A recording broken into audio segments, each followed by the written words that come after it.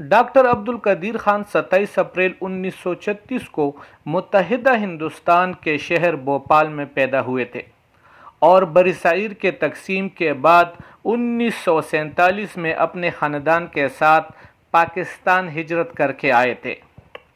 کراچی میں ابتدائی تعلیمی مراحل کے تکمیل کے بعد اعلیٰ تعلیم کے حصول کے لیے وہ یورپ چلے گئے۔ 1974 میں پاکستانی وزیراعظم ذوالفقار علی بھٹو سے یورینیم کی افزودگی کے معاملے پر رابطے کے بعد 1976 میں ڈاکٹر عبدالقدیر خان واپس پاکستان آئے اور 31 مئی 1976 کو انجینئرنگ ریسرچ لیبارٹریز کی بنیاد رکھی۔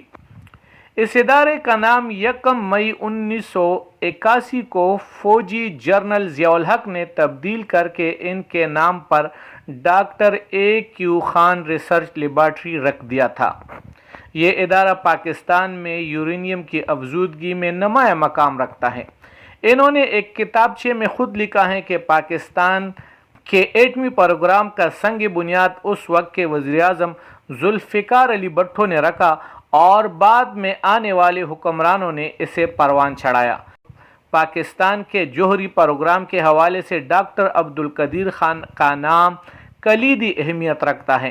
وہ ایک طویل عرصے تک اس پروگرام کے سربراہ رہے، تاہم 1995 میں جب پاکستان نے انڈیا کے ایٹم بم کے تجربے کے بعد کامیاب جوہری تجربہ کیا تو بلوچستان کے شہر چاغی کے پہاڑوں میں ہونے والے اس تجربے کی نگرانی ڈاکٹر قدیر خان کے پاس نہیں تھی، بلکہ یہ صحرا پاکستان ایٹامک انرجی کے ڈاکٹر سمر مبارک من کے سر رہا۔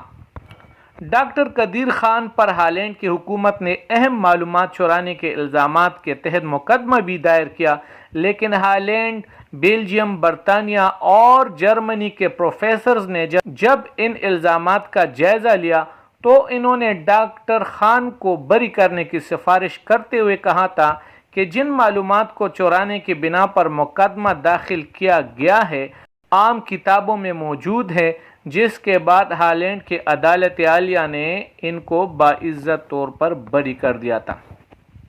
انہیں 2 مرتبہ ملک کا سب سے بڑا سول اعزاز نشان امتیاز دیا گیا۔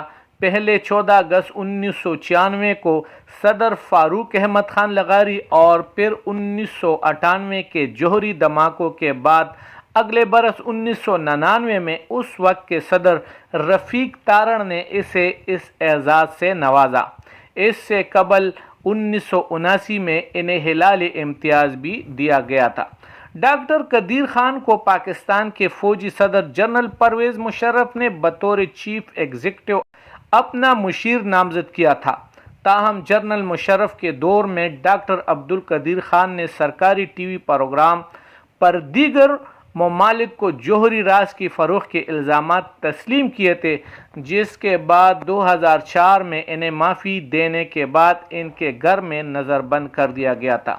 یہ نظر بندی 5 برس جاری رہی اور اس کا خاتمہ اسلام آباد ہائی کورٹ کے حکم پر ہوا تھا، تاہم نظر بندی کے خاتمے کے باوجود ڈاکٹر خان کی نقل و حرکت محدود کر دی گئی تھی۔ انہوں نے آزادانہ نقل و حرکت کے لیے عدالت سے رجوع بھی کیا تھا، تاہم ان کی وفات تک اس بارے میں کوئی فیصلہ نہیں ہو سکا۔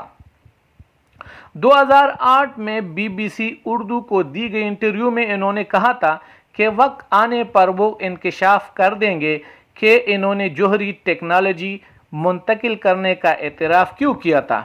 انہوں نے اپنے اقدام کا جواز پیش کرتے ہوئے کہا کہ اس وقت ایک آدمی کے اعتراف سے پورے پاکستان کو فائدہ ہو رہا تھا۔ عبدالقدیر خان کے وفات پر وزیر دفاع پرویز خٹک کی جانب سے ایک ٹویٹ میں کہا گیا ہے کہ پاکستان ہمیشہ ان کی خدمات کو یاد رکھے گا۔